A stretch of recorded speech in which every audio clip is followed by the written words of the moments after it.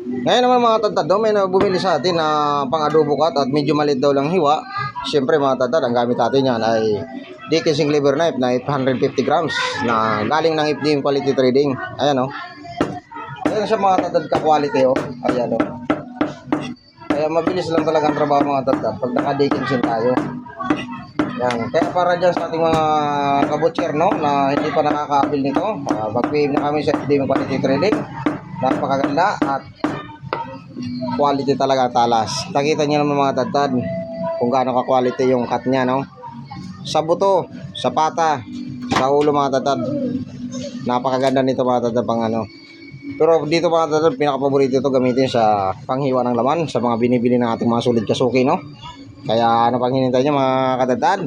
Let's G na, let's G. PM na kayo sa FDM Quality Trading. Yan o mga tatad, napakaganda ng slice niya. Yun. Ay kasabi nga tayo, pag magandang gamit, maganda rin ang cut o maganda rin ang trabaho natin mga tatad. Ang bilis ng trabaho pag naka-Dickinson Cleaver Knife ng FDM Quality Trading. Ayan, let's go.